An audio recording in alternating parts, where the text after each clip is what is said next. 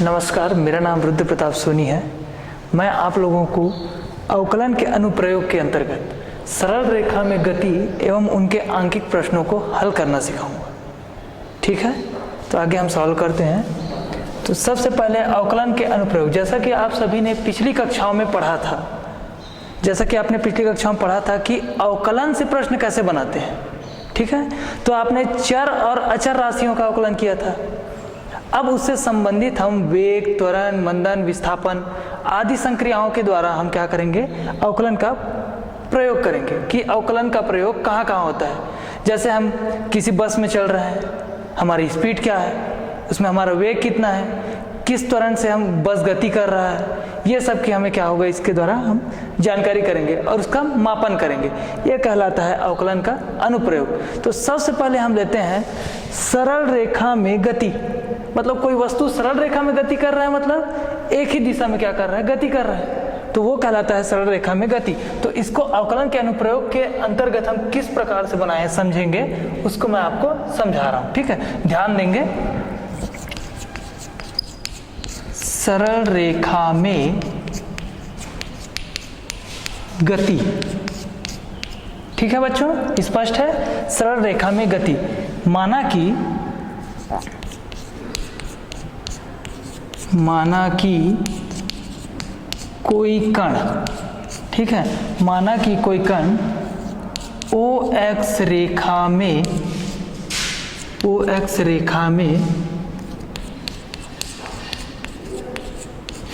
गति कर रहा है, ठीक है, तथा वह P दूरी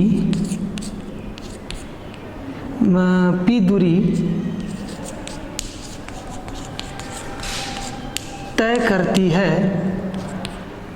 तो उसमें उसका वेग तथा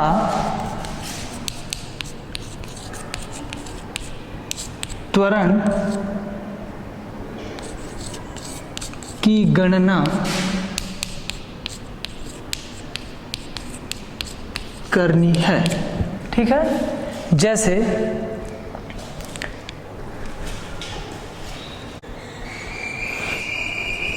देखो, सरल रेखा में गति, तो माना कि कोई कण OX रेखा में गति कर रहा है। ठीक है, ध्यान से देखेंगे।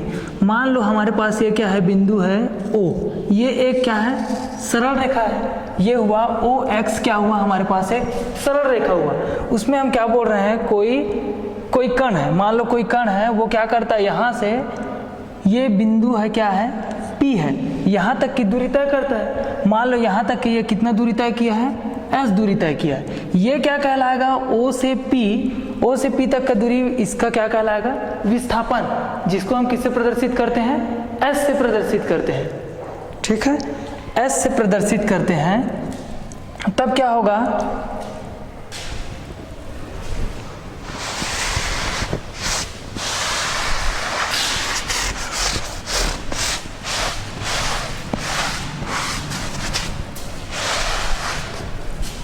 अब जैसा कि बिंदु क्या किया है, O से X सरल रेखा है, इसमें क्या होगा, मान लो एक बिंदु P है, यहाँ से यहाँ तक की तय की गई दूरी कितना हुआ, S, ये कहलाएगा इसका विस्थापन। अब हमको क्या करना है, किसी कण का ये विस्थापन निकल गया, अतः S किसी कण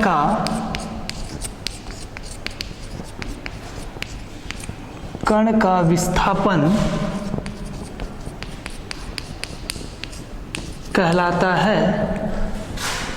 अतः हमें इसके वेग की गणना के लिए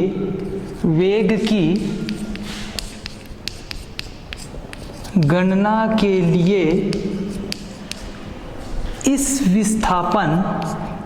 कण के विस्थापन में क्या करना पड़ेगा, समय को किससे प्रदर्शित करते हैं, T से। समय T के सापेक्ष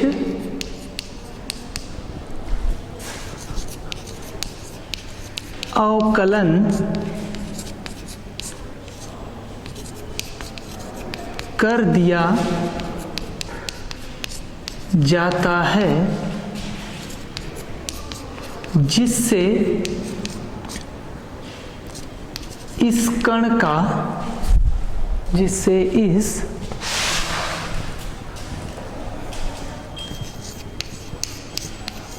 का वेग प्राप्त होता है।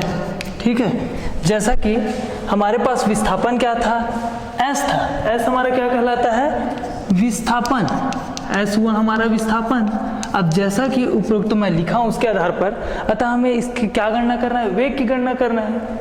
तो वेग की गणना करने के लिए इसके क्या करेंगे, विस्थापन में समय क्या है, t के सापेक्ष हम उसका क्या कर देते हैं, अवकलन कर देते हैं। तो s को समय t के सापेक्ष अवकलन करेंगे तो ये क्या हो जाएगा, ds अपॉन dt। ये मिलकर क्या बन जाएगा, ये हो जाएगा वेग, क्योंकि हम क्या किए हैं, विस्थापन में क्या कर दिए हैं, समय t के सापेक्ष उसका अवकलन कर दिए हैं। इस कारण वो क्या बन जाएगा, वेग। तो वेग को किससे प्रदर्शित कर सकते हैं, v से प्रदर्शित करते हैं। ठीक है,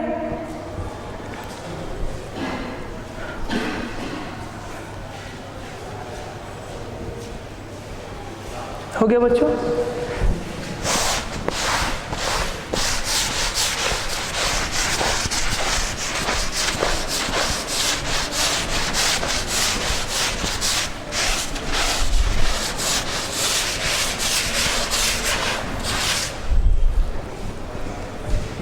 अतः वेग की गणना के पश्चात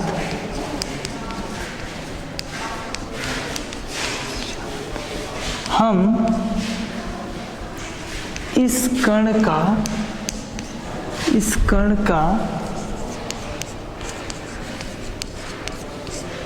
त्वरण ज्ञात करते हैं, जिस प्रकार हम विस्थापन में समय के सापेक्ष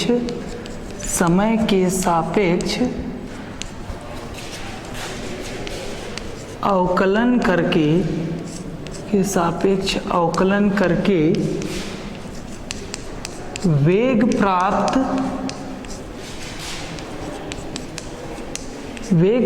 किए हैं, उसी प्रकार वेग में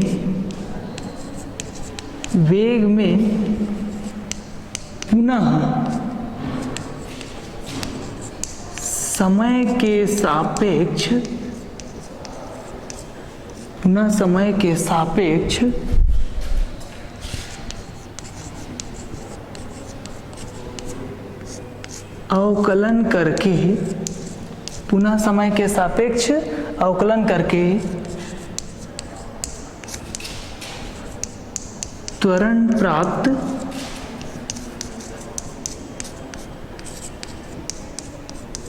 किया जाता है।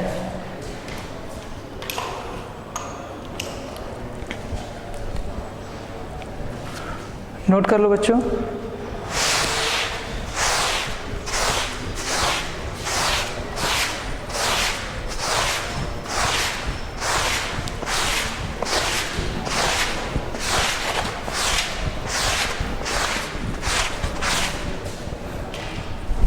जैसा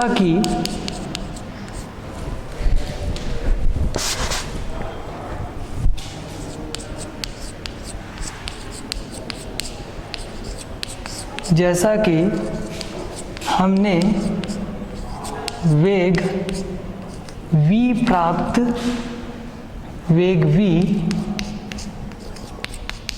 प्राप्त किया है, अतः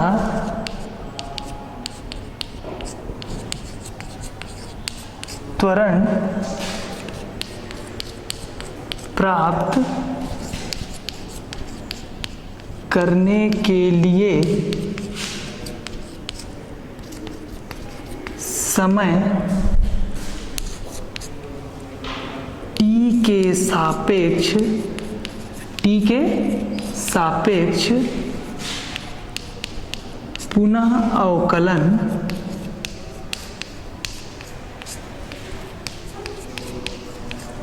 करते हैं, जिससे हमें त्वरण प्राप्त होता है। इसे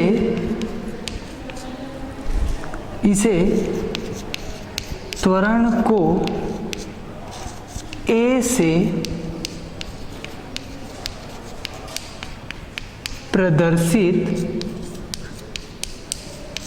करते हैं। ठीक है, जैसे कि हमारे पास क्या था, विस्थापन क्या कहलाता था, S। तो हम क्या किए, विस्थापन से वेग प्राप्त करने के लिए क्या किए, विस्थापन से वेग प्राप्त करने के लिए हम क्या किए, विस्थापन में समय के सापेक्ष अवकलन किए। समय के सापेक्ष अवकलन किए तो क्या हुआ, वेग प्राप्त हुआ, मतलब एक बार अवकलन किए तो वेग प्राप्त हुआ। अब क्या करेंगे, वेग जो प्राप्त हो गया उस वेग का फिर हम क्या करेंगे, समय के सापेक्ष पुनः अवकलन करेंगे। वेग का समय के सापेक्ष पुनः अवकलन करेंगे, जिससे क्या प्राप्त होगा, हमको त्वरण प्राप्त होगा। ठीक है, जिससे कि हमें त्वरण प्राप्त होगा। जैसा कि अब देखो, त्वरण को A से प्रदर्शित करते हैं तो सबसे पहले हम देखते हैं कि वेग, ठीक है, वेग किससे प्रदर्शित होता है, v से वेग होता है। अब इसका हम क्या करेंगे, त्वरण में ज्ञात करने के लिए इसका समय के सापेक्ष अवकलन कर देंगे। तो समय क्या है हमारा t, तो अवकलन का ये हो गया d/dt, ये क्या हो गया dv/dt, मतलब ये क्या कहलाएगा, हमारा वेग के सापेक्ष अवकलन हुआ, ये कहलाया हमारा त्वरण। अब इसे किससे प्रदर्शित करते हैं, A से प्रदर्शित करते हैं। ठीक है, नोट कर लो बच्चों।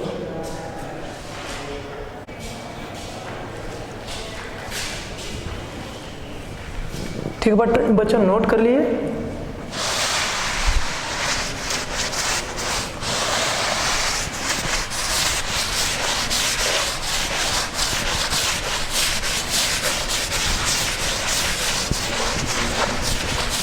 एक बार हम पुनः इसको एक बार और देख लेते हैं। जैसे क्या था कि मतलब कोई वस्तु है, सरल रेखा में क्या कर रहा है, गति कर रहा है। ठीक है, ये O है, ये X रेखा में क्या कर रहा है, गति कर रहा है। मान लो वो क्या होता है, कोई उपकरण यहाँ से निकला है, कहाँ पहुँचा है, बिंदु P पर, कितना दूरी तय किया है, S दूरी तय किया है। तो ये क्या कहलाता है, उसका विस्थापन कहलाएगा। ठीक है, ये क्या कहलाएगा, S हो गया वस्तु का विस्थापन, या उसको क्या बोल सकते हैं, दूरी भी बोल सकते हैं। ठीक, अब हमको क्या करना है, ये दूरी निकल गया, अब वस्तु का वेग निकालना है। तो वेग निकालने के लिए हम क्या करेंगे, उसका समय के सापेक्ष उसका एक बार पुनः क्या कर देंगे, अवकलन कर देंगे। तो अवकलन कर देंगे समय के सापेक्ष, तो ये क्या हो जाएगा d/dt s, क्योंकि s दूरी है, दूरी का समय के सापेक्ष समय t है, तो समय t के सापेक्ष हम क्या कर दिए, अवकलन कर दिए। ये क्या बन गया उसका, ये v जो क्या कहलाता है, वेग कहलाया। ठीक है, अब वेग के पश्चात हम क्या करते हैं, इसका त्वरण निकालते हैं। तो वेग के पश्चात त्वरण क्या होगा इसका, पुनः हम इसका क्या करेंगे, वेग का, है ना, किसका, वेग का पुनः हम क्या करेंगे, समय के सापेक्ष एक बार अवकलन कर देते हैं। ये क्या कहलाएगा, उसका त्वरण। जैसे पुनः एक बार कर दो तो ये क्या हो जाएगा, d/dt, यहाँ दिया है ds/dt, ये हुआ। तो ये क्या हो जाएगा, d/dt ds/dt is equal to क्या हो जाएगा, ये d²s/dt²। v का होगा तो क्या बन जाएगा, ये dv/dt। अब इसका जो होता है अवकलन हो गया, वेग का अवकलन हो गया। तो वेग का अवकलन क्या कहलाता है, त्वरण। तो त्वरण को किससे प्रदर्शित करते हैं, A से प्रदर्शित करते हैं। तो क्लियर है, मतलब एक बार क्या होगा, कोई वस्तु तय की गई दूरी है, दूरी का हम क्या करते हैं, समय के सापेक्ष एक बार अवकलन करने पर वो क्या हो जाता है, उसका वेग बन जाता है। और वेग का पुनः और क्या कर देते हैं, एक बार समय के सापेक्ष अवकलन करने पर वह क्या कहलाता है, उसका त्वरण कहलाता है। ठीक है, तो ये अवकलन के अनुप्रयोग के अंतर्गत हम यही वेग और त्वरण के बारे में ही समझेंगे। अब उसके बाद हम क्या करते हैं, इसके आंकिक प्रश्नों की ओर आगे बढ़ते हैं। ठीक है, जैसे आंकिक प्रश्नों में पहला प्रश्न देखते हैं उदाहरण का, एक कण है ना,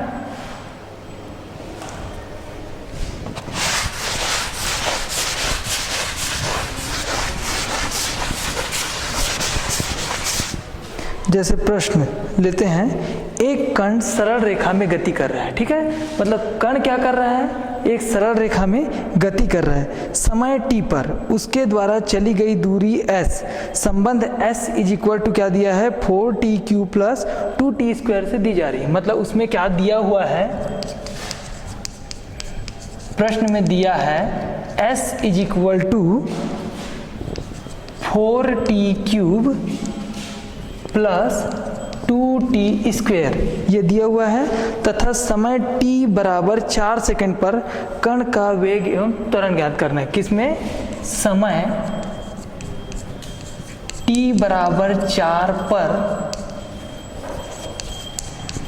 कण का वेग एवं क्या, त्वरण हमको क्या करना है, ज्ञात करना है। ठीक है, तो इसको हम सॉल्व करते हैं। सॉल्व करें,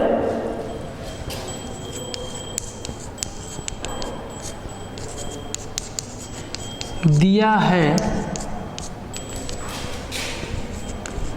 कण के द्वारा, ठीक है, कण के द्वारा तय की गई दूरी, तय की गई दूरी क्या है, s इज इक्वल टू क्या दिया है, 4t³ प्लस 2t², ये दिया हुआ है हमारे पास। अब हमको क्या करना है, ये तय की गई दूरी दिया हुआ है। इस प्रकार के प्रश्न आएंगे तो सर्वप्रथम हमको क्या करना है, उसकी दूरी, फिर उसके पश्चात उसका क्या निकालेंगे, वेग, उसके पश्चात उसका हम क्या करेंगे, त्वरण, क्योंकि दिया है यहाँ पर वेग एवं त्वरण ज्ञात करना है। तो इसके पश्चात ये दूरी है, दूरी के लिए हम, दूरी के बाद हम क्या निकालेंगे, उसका वेग, उसके बाद निकालेंगे उसका त्वरण। तो सबसे पहले हम क्या करते हैं, ये दूरी दिया हुआ है, दूरी के बाद हम क्या करेंगे, इसका वेग निकालेंगे। अतः कण का वेग प्राप्त करने के लिए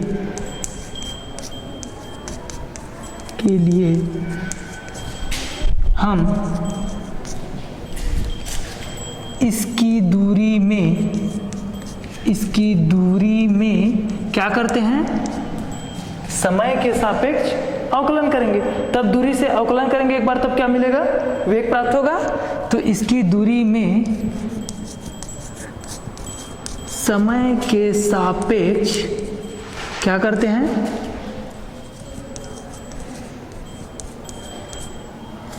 अवकलन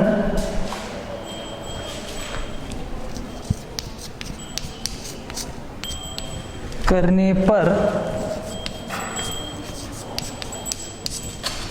वेग प्राप्त होगा।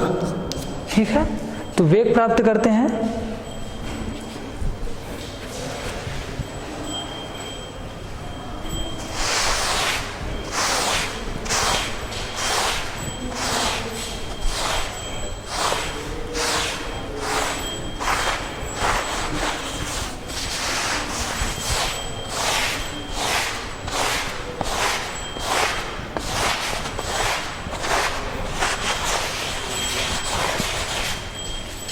तो दूरी क्या दिया था, s is equal to 4t³ plus 2t², ये दूरी दिया था। अब हम क्या करेंगे, इसको वेग बनाएंगे। तो वेग के लिए क्या हो जाएगा, एक बार पुनः उसका क्या करेंगे, पुनः समय के सापेक्ष अवकलन से क्या हो जाएगा, ये डी बाई डी टी, क्योंकि टी यहाँ पर क्या है, समय है, समय के सापेक्ष अवकलन किए डी बाई डी टी, तो ये हो जाएगा d s by d t is equal to d upon d t. S का मान कितना है, 4t³ प्लस 2t स्क्वायर है, एस का मान रख दो 4t³ प्लस 2t स्क्वायर, ये हुआ। अब इसका अवकलन करने के लिए ध्यान से देखेंगे, है ना, ये हुआ d बाई डी टी, ये हो जाएगा 4t³, अलग अलग करके लेते हैं क्योंकि दोनों के बीच में प्लस चिन्ह है, फिर क्या होगा प्लस, फिर हो जाएगा ये d अपॉन डी टी, ये हो जाएगा 2t स्क्वायर, ये हुआ। अब लेते हैं आगे, अब यहाँ पर देखो ये दो फंक्शन, दो फलन हो गए, 4 और t³ दोनों अलग अलग हैं, तो दोनों अलग अलग जब होते हैं तब हम उसका अवकलन कैसे करते हैं, प्रथम फलन, फिर क्या होगा दूसरे फलन का अवकल गुना, फिर क्या होगा धन दूसरा फलन और क्या होगा इंटू प्रथम फलन का अवकल गुणांक, ये होता है, ठीक। तो ये सॉल्व करेंगे तो ये क्या हो जाएगा 4 प्रथम फलन, उसके बाद हो जाएगा d अपॉन डी टी, उसके बाद क्या हो जाएगा t³, ये होगा क्योंकि पहला पार्ट ले रहे हैं, फिर हो जाएगा प्लस दूसरा फलन t³ d by d t, ये हो जाएगा 4। अब इसको लेते हैं, ये क्या होगा प्लस, फिर ये हो जाएगा 2 d बाई डी टी, फिर क्या आ जाएगा t स्क्वायर, फिर होगा प्लस दूसरा फलन में क्या आएगा t square d upon d T, फिर क्या हो जाएगा ये 2, ये होगा, ठीक है।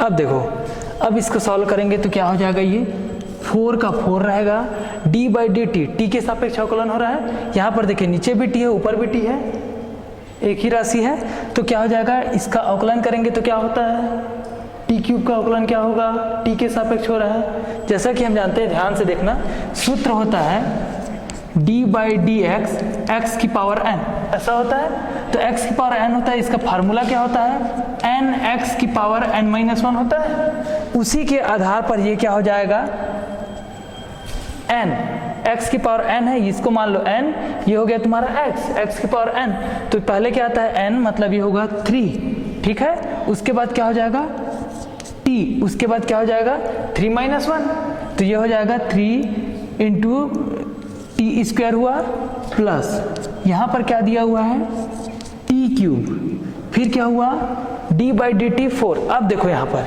ये t समय के सापेक्ष है, यहाँ पर क्या दिया हुआ है संख्या दिया हुआ है, ठीक है, तो संख्या का अवकलन क्या होता है नहीं होता, तो ये क्या कहलाएगा शून्य, तो ये हो जाएगा, इसका मान हो जाएगा 0, तो इसके साथ इंटू 0, फिर हुआ प्लस, ये हुआ 2 d by d T, T square है, टी स्क्वायर का क्या हो जाएगा इंटू 2t, ठीक, उसके बाद क्या हो जाएगा प्लस टी स्क्वायर इंटू ये भी संख्या है 2, इसका अवकलन नहीं होगा 0। अब क्या बनेगा ये आगे,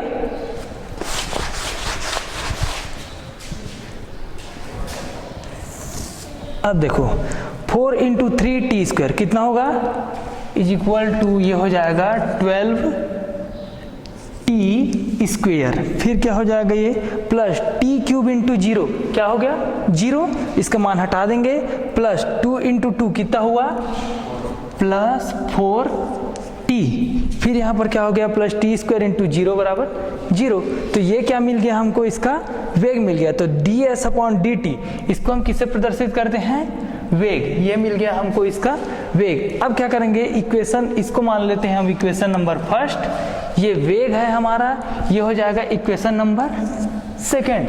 अब हमको क्या हो गया, दूरी था, दूरी से हमको क्या प्राप्त हो गया वेग प्राप्त हो गया, अब वेग से पुनः हम क्या प्राप्त करेंगे त्वरण, क्योंकि हमको त्वरण भी ज्ञात करना है, अतः पुनः त्वरण ज्ञात करने के लिए क्या करेंगे, पुनः उसका समय के सापेक्ष एक बार फिर अवकलन कर देंगे, उससे क्या हो जाएगा त्वरण प्राप्त हो जाएगा, अतः पुनः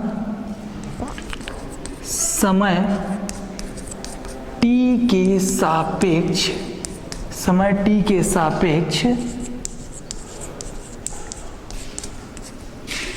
अवकलन करने पर, t के सापेक्ष अवकलन करने पर ये क्या हो जाएगा d बाई डी टी, ये हो गया v is equal to d by d t, ये क्या हो गया 12t स्क्वेयर प्लस 4t, ये हो गया। उसके बाद क्या होगा, ये is equal to d by d t, ये हो जाएगा तुम्हारा 12t स्क्वेयर, फिर क्या हो जाएगा plus D by d t, ये क्या हो जाएगा 4t, ठीक है।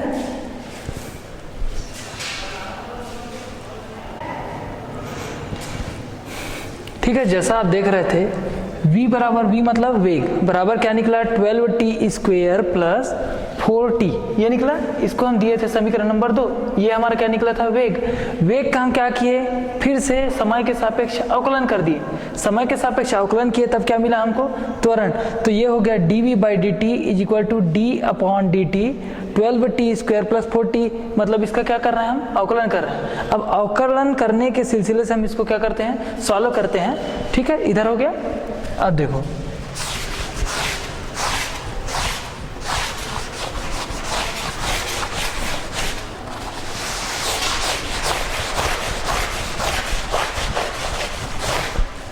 अब देखिए इस स्टेप के बाद हम आगे स्टेप लेके चलते हैं। तो ये हो गया dv अपॉन dt। तो मैं जैसे आपको बताया था कि dv अपॉन dt उसको क्या लिख सकते हैं, त्वरण हो गया। त्वरण को किससे प्रदर्शित करते हैं, a से। तो dv upon dt is equal to a हो गया।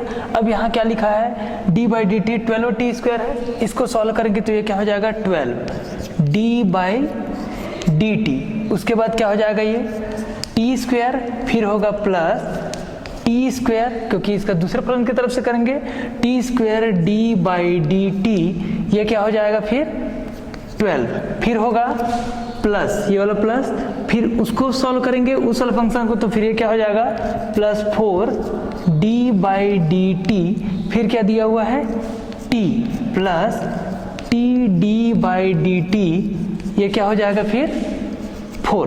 क्लियर है इतना। अब देखो क्या होगा, ये a मतलब त्वरण बराबर क्या हो जाएगा 12, ठीक, into D by d T T square है, टी स्क्वायर का अवकलन क्या हो जाएगा 2t, राइट। फिर क्या हो जाएगा प्लस ये हो जाएगा टी स्क्वायर। अब यहाँ पर संख्या है, फिर आ गया 12, तो ये क्या हो जाएगा 0, फिर क्या हो जाएगा प्लस ये हुआ 4 के बाद क्या हुआ डी टी टी, ये क्या हुआ टी के सापेक्ष, मतलब टी का अवकलन क्या होगा 1 होगा, ये हो जाएगा इंटू 1, फिर ये क्या हो जाएगा plus T into D by d T 4, इसका क्या मान होगा 0। अब इसको फिर से लिखते हैं अच्छे से, तो ये हो जाएगा 12 इंटू 2t, कितना हो जाएगा ये 24t, फिर क्या हो जाएगा प्लस टी स्क्वायर इंटू 0 मतलब 0, शून्य हो गया मान। फिर क्या हो जाएगा 4 इंटू 1 का 4, फिर ये t इंटू 0 का मान क्या हो गया 0। ये मिल गया हमको इक्वेशन नंबर 3, जो क्या कहलाएगा हमारा त्वरण। ठीक है, जैसे एक मिला हमको वेग, वेग के पश्चात हम पुनः क्या किए, उसका अवकलन किए, उससे हमको क्या प्राप्त हुआ, त्वरण प्राप्त हुआ। ठीक है, अब क्या करेंगे जैसा, अतः प्रश्नानुसार, किसके अनुसार, प्रश्नानुसार, क्या बोल रहा था, प्रश्नानुसार यदि t बराबर 4 हो तो, क्या बोला था, t बराबर 4 हो तो वेग एवं त्वरण की गणना कीजिए, ऐसा हमारे प्रश्न में था। वेग एवं त्वरण की गणना कीजिए यदि t बराबर 4 हो तो। अब हमारे पास निकल गया है दूरी भी दूरी तो दिया हुआ था, वेग हम निकाले हैं, त्वरण का भी मान निकाले। अब इसमें क्या करेंगे, जहां पर t है, ठीक है, वेग और त्वरण में जहां जहां t है तो t की जगह हम क्या रखेंगे 4, उससे क्या हो जाएगा, उसका गणना हो जाएगा। तो आओ गणना करके देखें।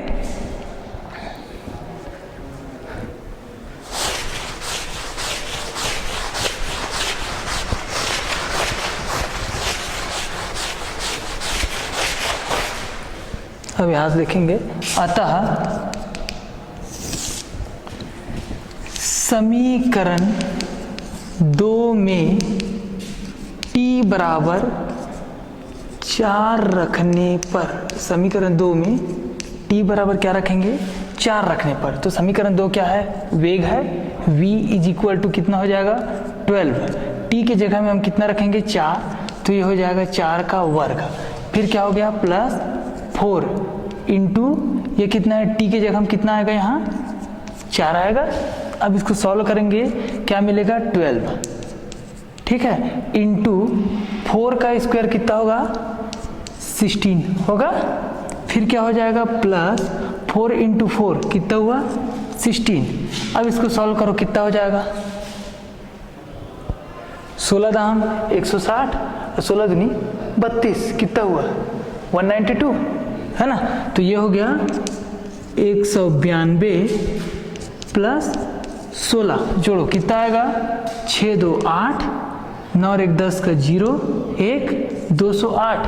अब देखो ये क्या है, वेग है, ठीक है। तो दूरी हमेशा किस में प्रदर्शित करते हैं, दूरी जो है उसका मात्रक क्या होता है मीटर होगा, वेग का मात्रक होगा मीटर प्रति सेकेंड, ठीक है। तो ये क्या हो जाएगा 208 मीटर प्रति सेकेंड, ये कहलाएगा इसका वेग। v है, v मतलब क्या हुआ वेग हुआ, ठीक है, जिसको हम किससे प्रदर्शित करते हैं v से। तो वेग बराबर कितना हो गया 208 मीटर प्रति सेकेंड, ये वेग की गणना हो गया है ना।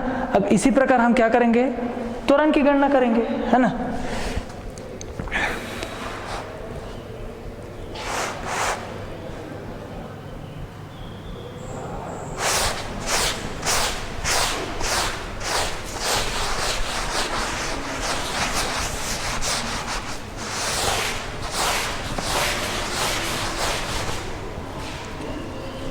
अतः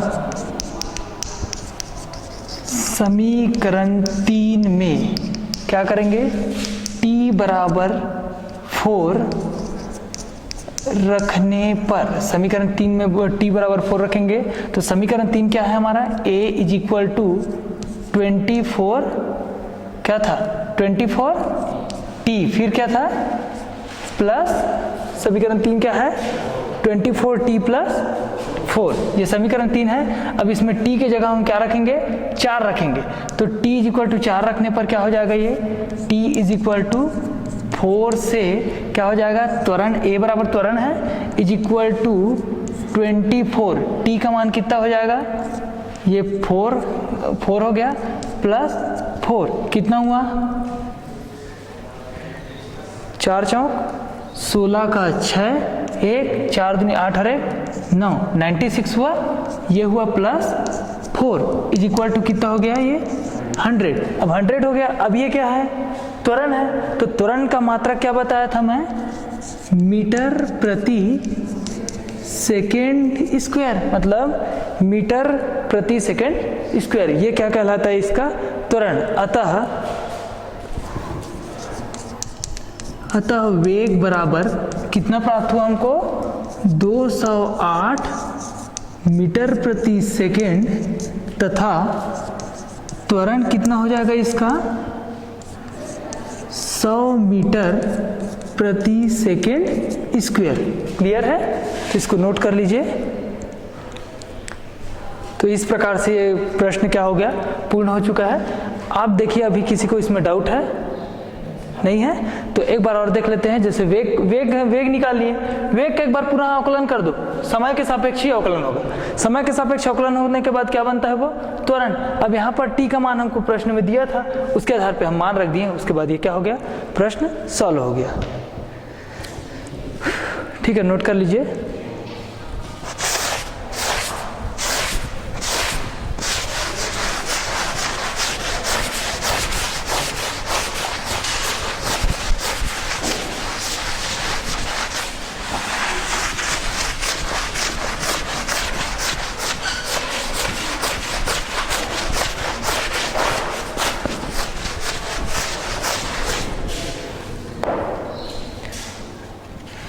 अब देखो दूसरा प्रश्न देखो है ना, एक कण सरल रेखा में क्या कर रहा है, गति कर रहा है। एक कण सरल रेखा में गति कर रहा है, जहां पर क्या हुआ है, उसका दूरी दिया है s। एक कण क्या कर रहा है, सरल रेखा में गति कर रहा है, जिसमें दूरी दिया है s is equal to t cube plus t cube minus 6t square plus 9t minus 4 से क्या कर रहा है, ये गतिमान है ये कण, है ना। अब क्या बोल रहा है, यहाँ मीटर में है, ठीक है, मीटर में है।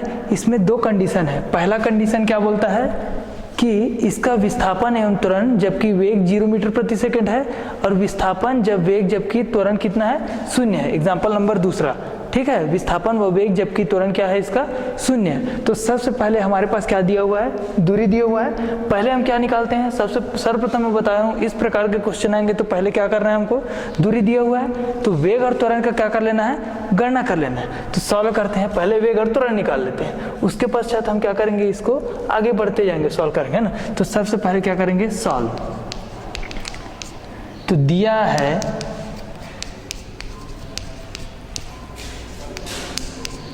कण की दूरी कितना हुआ, s is equal to t cube minus 6t square, t cube minus 6t square plus 9t minus 4। ये क्या दिया हुआ है, कण की दूरी। अब कण की दूरी के पश्चात हम क्या निकालेंगे, इसका वेग निकालेंगे। अतः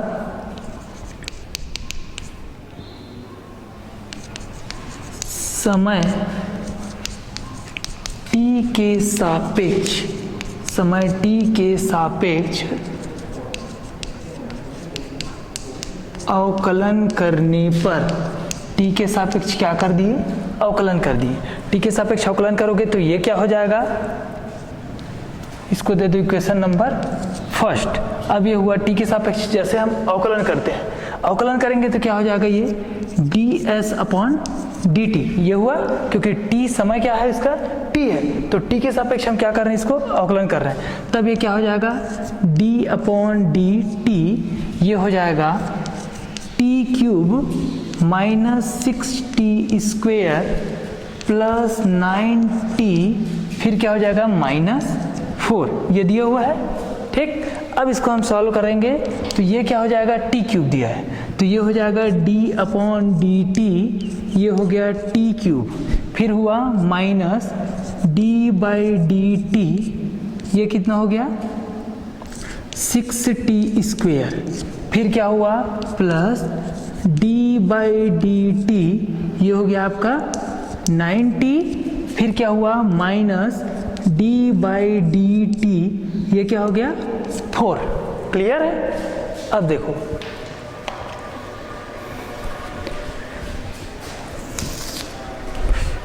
अब तो आप लोगों ने अवकलन करना सीख ही लिया होगा, तो आगे हम बढ़ते हैं। अब देखो ये क्या हुआ, ds अपॉन डी टी बराबर क्या कहलाएगा, ये क्योंकि दूरी का एक बार अवकलन हो रहा है, मतलब ये क्या बन जाएगा, वेग बनेगा। तो वेग हो जाएगा v, यहाँ से d by d T, T cube है तो टी क्यूब का क्या हो जाएगा, d by d T T cube, ये हो जाएगा तुम्हारा 3t स्क्वायर, ये होगा। फिर क्या हो जाएगा माइनस 6, ये क्या हो जाएगा 6t स्क्वायर का क्या हो जाएगा 6d अपॉन डी टी, ये हो जाएगा t स्क्वायर, ये होगा। फिर क्या हो जाएगा ये प्लस, फिर क्या हो जाएगा t स्क्वायर, फिर हो जाएगा plus t square d by d t, ये कितना हो जाएगा 6, ये होगा। क्लियर है। फिर क्या होगा प्लस, इसके बाद देखो ये स्टेप आगे नहीं जा पाएगा, उधर ब्लैक बोर्ड में आप लोग को स्पष्ट दिखाई नहीं देगा, इस कारण मैं इसको नीचे लिख देता हूँ, ठीक है। अब देखो यहाँ तक हो गया हमारे स्टेप, ये हुआ प्लस, यहाँ से लेते हैं प्लस, ये हो जाएगा d by d T 9t है तो ये हो जाएगा 9d by d T into T, फिर क्या हो जाएगा plus T by d t, ये हो जाएगा 9, हो गया। फिर क्या हुआ minus d by d t, ये कितना हो गया 4, ये हुआ। अब सॉल्व करेंगे तो v बराबर क्या निकलेगा 3t स्क्वायर, ये हो गया 3t स्क्वायर माइनस, ये हो गया आपका 6t स्क्वायर है, इसका अवकलन क्या हो जाएगा 2t, ये हुआ। फिर क्या हो जाएगा plus t square D by d T 6 है तो संख्या इसका अवकलन नहीं होगा, क्या हो जाएगा 0, तो ये हो जाएगा 0 तो इसको लिख देते हैं 0, या लिखने की आवश्यकता नहीं है। तो ये हो जाएगा 6 × 2t, फिर क्या हो जाएगा प्लस 9 है, d/dt t है, तो ये हो जाएगा 9 प्लस क्या हो जाएगा ये t d/dt 9 है, संख्या है 0 हो जाएगा, इधर भी संख्या है, इसका मान क्या हो जाएगा 0। तो v का मान क्या मिलेगा हमको, v = 3t² माइनस 6 × 2 कितना हो गया 12t प्लस कितना हो गया यहाँ पर 9, ये हो गया। ठीक, ये हमारा क्या मिला, इसका वेग कहलाएगा। इसको दे दो इक्वेशन नंबर 2 दे सकते हैं। ये हमको क्या प्राप्त हुआ, इसका वेग। अब हमको क्या प्राप्त करना है, इसका त्वरण। वेग के पश्चात हम क्या करेंगे, त्वरण। अतः समीकरण 2 का, ये समीकरण 2 है, समीकरण 2 का पुनः समय t के सापेक्ष, समय t के सापेक्ष अवकलन करने पर, समय t के सापेक्ष अवकलन करने पर, अवकलन कर दो, क्या हो जाएगा ये d/dt, ये क्या है v, क्योंकि वेग का कर रहे हैं हम पुनः अवकलन, = t/dt, ये क्या दिया हुआ है 3t², फिर क्या हुआ -12t, फिर क्या हो गया +9, ये दिया हुआ है। हम इसका क्या करेंगे, अवकलन करते हैं। ठीक है,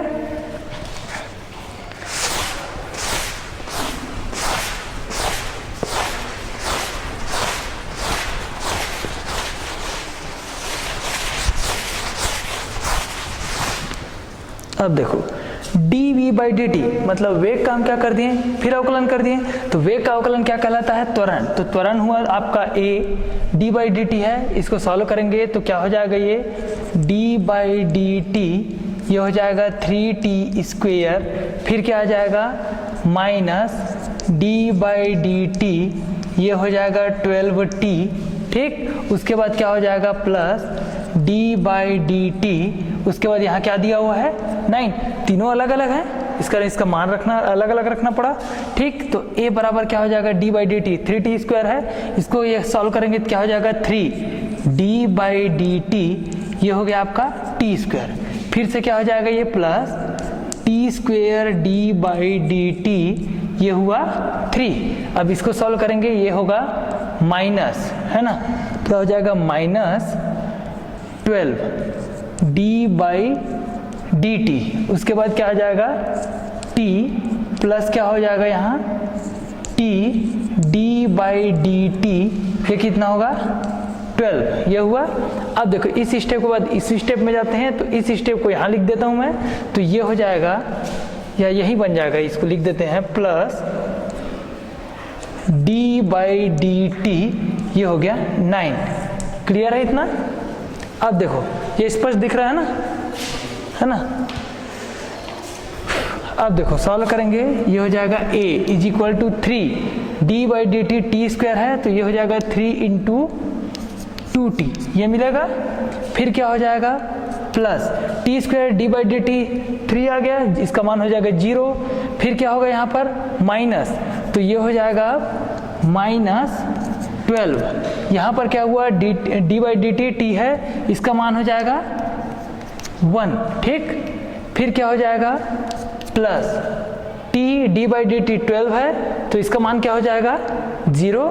फिर d/dt 9 है, इसका मान भी क्या हो जाएगा 0 मान मिलेगा। ठीक है, अब इसको ये करेंगे तो क्या हो जाएगा a = 3 × 2, t बराबर कितना हो जाएगा ये 60, ये हो जाएगा -12। ये मिल गया हमको इक्वेशन नंबर 3। यही क्या होगा हमारा त्वरण होगा। ठीक, इतना नोट कर लीजिए। उसके बाद हम प्रश्न में आगे बढ़ते हैं। जैसे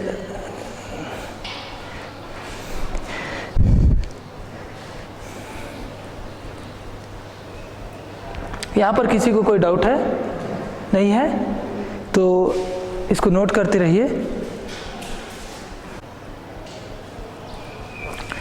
तो बच्चों आपने देखा कि इसमें हम सबसे पहले दूरी हमको दिया हुआ था, दूरी के बाद हम क्या निकालें, उसका वेग निकालें, वेग के पश्चात हम क्या किए, उसके त्वरण की गणना किए।